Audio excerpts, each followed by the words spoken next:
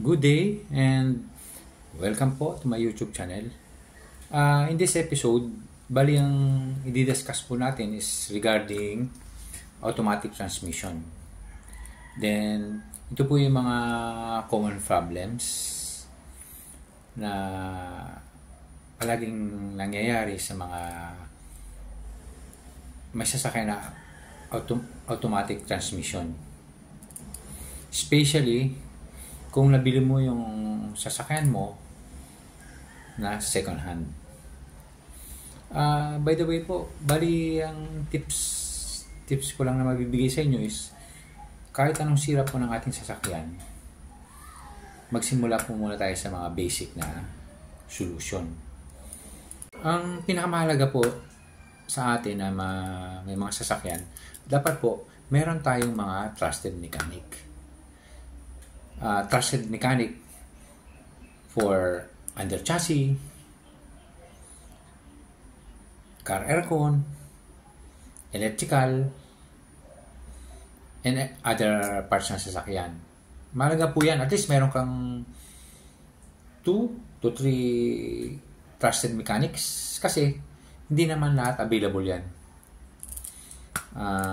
kung kailangan mo sila. Yun po ang mahalaga. So, ito na po yung kung start na tayo sa problema ng ma-encounter natin regarding delayed shifting saka yung hard shifting. So, bali start po tayo palagi sa basic. Ang example na-encounter natin is yung hard shifting. Ang pwede po nating ipa-check sa ating mechanic is yung yung shifter cable. Baka yun lang naman ang naging simpleng defective. Pwede siyang worn out na. Ganon. So, affected talaga yung hard shifting nun. Then, located dyan sa, dyan sa may shifter natin, bali ang in between siya connected siya in between ng gear shifter sa transmission. Nandun siya. So, gawin din po natin, next is yung pa-check rin natin yung sa mismong gear shifter doon sa sakyan natin. Pwedeng kailangan ng lubrication, kaya medyo mahirap na ikambyo, o kaya may sumingit na kung ano bang nalaglag. So pwedeng maging dahilan din po yun ng hard shifting. Bale, iba naman po ang dahilan ng hard shifting na pwede nating ma-encounter pagka start natin ng engine. Pwedeng ang dahilan noon ay maling timing ng pag shift natin ng park. So, importante po yun na every time pag nagpa-park tayo, kailangan palaging pag stop natin sa parking natin, whether flat yan or uphill or downhill, ang pinakamahalaga, pag full stop mo, from drive, shift ka muna ng neutral. Pag naka-neutral ka na, saka ka palang mag-handbrake. Then, pagkatapos mong mag-handbrake, saka mo lang ipasok sa park gear.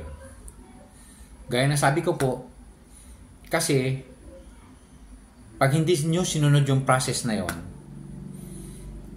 pwedeng yung parking foul o yung gear ng park gear hindi align ang pasok niya. Sample po ganito yun eh. Ito yung pinakang yan. Dapat ganyan po yun eh, yung parking, yung gear, ito yung mga gear. Dapat sakto po yan, papasok. Pag hindi po eksakto yan, at yan ay misalign, yun po ang nagiging cause kung bakit. Pag start mo sa umaga, kung paglagay mo sa drive, minsan mahirap i-shift. Then, kung mag-reverse ka, ganun din. Mahirap man shift. So, sundin na lang natin po yung process na yon. Kasi, yung iba, hindi nila, baliwala sa kanila yon. Then, yan po yung regarding sa mga hard shifting na na pwede natin may counter. Then, punta naman tayo sa delayed shifting. May encounter nyo pa yung delayed shifting. For example, nasa highway lang tayo. Normal driving lang tayo. So, pag start natin, then lagay natin sa drive. Sa normal driving, dapat kung sanay kang magmaneho ng automatic transmission, pagdating niya ng 1.5 RPM hanggang to 2,000 RPM, magsisip na yan yung gear mo. Pero yan ay pag nagsisip yung yung sasakyan mo ay sa mga 2.5 pa o kaya 3,000 RPM, delayed shifting na yun. Yun ang mangyayari. By the way, iba po yung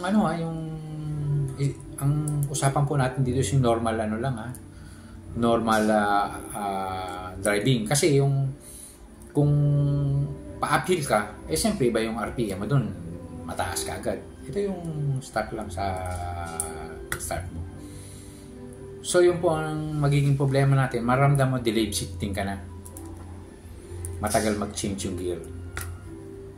So kalimitan po nagiging issue natin, especially kung nakabili ka ng second hand na sasakyan, hindi mo alam kung kailan siya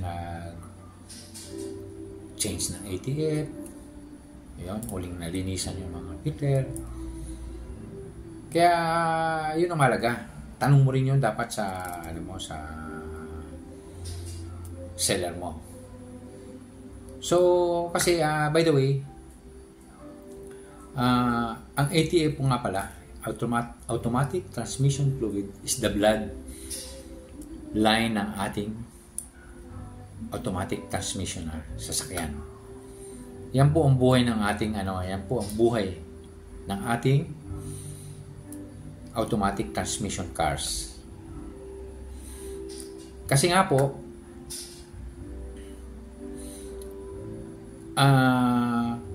kung i-compare natin yan sa manual, sa mga manual cars, manual na transmission cars, ang loob po kasi ng manual transmission engine cars, iba ang niya, ang galaw niya sa loob ng ng yung mga pyesa, yung mga movement niya. Yung umiikot siya, gano'n, umiikot lang siya. Continuous flow yung transmission. By the way, manual transmission gear ulit ginagamit So then i-compare mo siya sa sa automatic transmission. Torque converter po ang nagpapatakbo ng ng automatic transmission. So may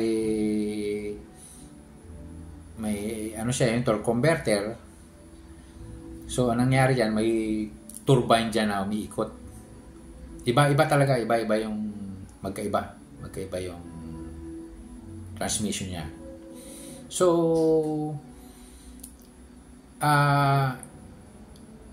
ayan yung automatic transmission fluid talaga gamit na gamit diyan sa automatic transmission. Kaya mahalaga diyan talaga palagi tayong alagaan natin automatic transmission na fluid. Wag nating hayaang ma-worn out na yan. Iba na yung viscosity, iba na yung kulay, iba na yung amoy.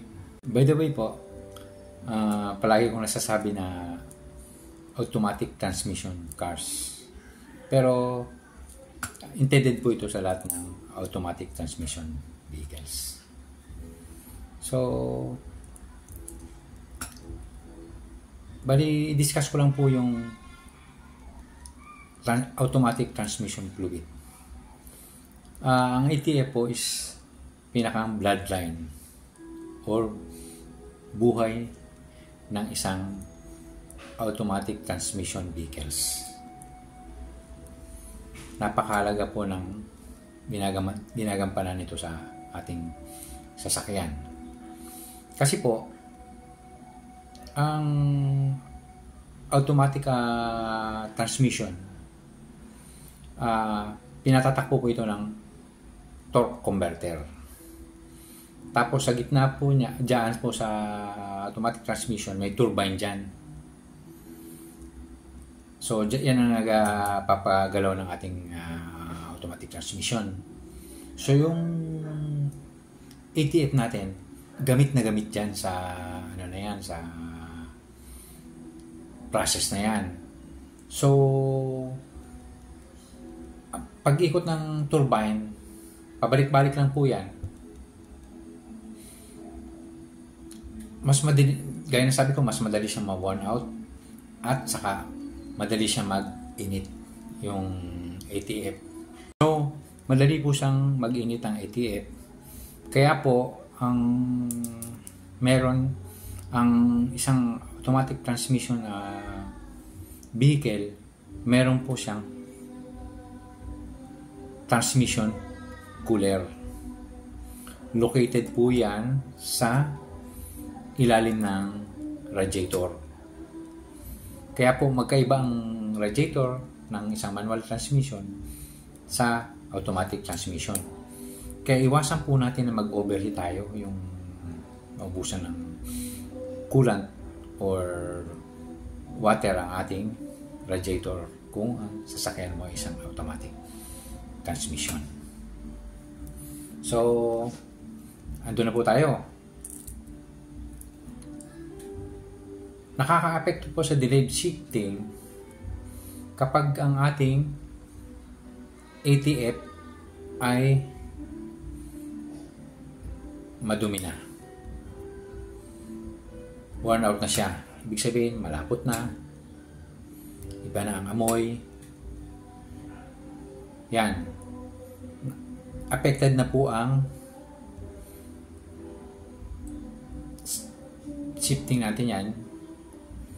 Yung tinatawag yung delayed shifting. So, dahil po dyan, pwede na tayo makaranas ng delayed shifting.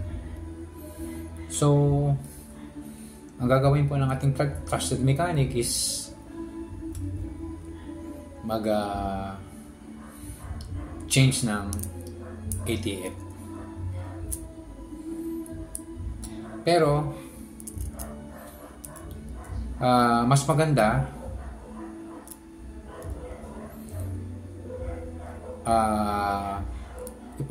ipababa na po natin yung transmission oil pan, automatic transmission oil pan, para sama na po doon malinis ang filter, o kaya mapalitan ng filter. Then may 3 magnet din po doon sa ilalim ng dyan sa transmission. Yun po yung bali yung magnet, yung 3 magnet na yon, siya yung kumakapit doon ng mga yung mga debris, mga dumi. So yun, lilinisin din po yun. At the same pan, mismo yung pan po, lilinisin yan. So ang mangyayari niya, pag yan ay nalinis, especially yung filter, nalinis, ang suggestion ko rin po sa inyo, para isang babaan na lang, ipacheck na rin po natin yung shift solenoid valve. Baka kasi nalinis nyo na yung filter dyan sa may automatic transmission fluid. Yung shift solenoid valve nyo rin po ay madumi na, or kaya ang isa sa mga shift solenoid ay defective na. Yan din po isa sa dahilan kung bakit nagkakameron ng hard shifting. Isa para isang gastos na lang po. Kasi kung hindi mo po ginalaw yan, tapos may hard shifting pa rin ko na naramdaman ka after na may balik mo, sayang yung ATF mo, sayang labor. Ang shift solenoid valve po kasi, yan po ang trabaho po niyan is nagko-control ng automatic transmission fluid pag mag-change ka ng gear. Bali yan po ay anong gagaling ang command yan sa ECU through speed sensor. Kaya mahalaga po yan. Yan po kasi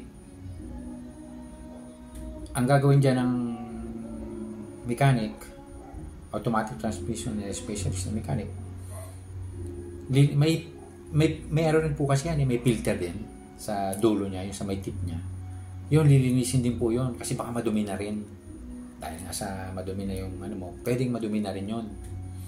Yung pinakang tip niya nung shift solenoid valve, lilinisin yan. Tapos yan naman po, pwedeng ang pinanlilinis lang dyan ng ibang mechanic is yung map sensor cleaner. Yung pong sprayan niya. Kasi kasi ang map sensor cleaner electronic, kasi may pagka-electronic yan. Mas madali siyang matuyo. Then itetest din po yan kung working pa. Lalagyan ang ginagamit ng iba is ginagamitan siya ng 9 volts battery para malaman kung working pa yung mga shift solenoid valve mo. So mas magandang magawa na rin yun. Isabay nyo na rin po para isang gastusan lang. So yun po. Siguro pag ang tendency yan, pag nagawa yung mga yan,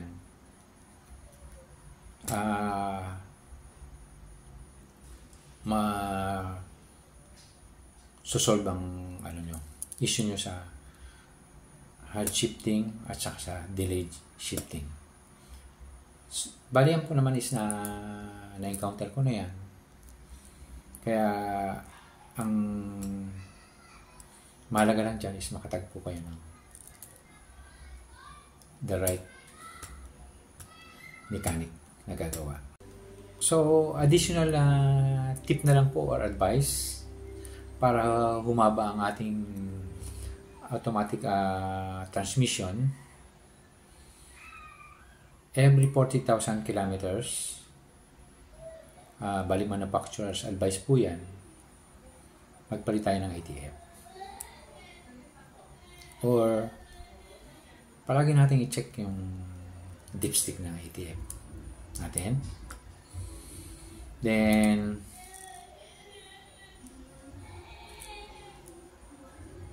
sundin po natin yung tamang shifting ng ating gear ng ating automatic transmission cars. Then, iwasan po natin mag-overheat yung ating sasakyan, especially maubusan ng coolant to water yung ating radiator, kasi pwede pong masira madamay ang ating transmission cooler na located sa ilalim ng radiator, na pwede rin kasira ng ating automatic transmission. So, sana po meron na naman po kayong natutunan. And please like, share, and subscribe sa mga hindi pa po nakakapag-subscribe. And push the notification bell para palagi po kayo updated sa mga bagong content. Thank you po and God bless.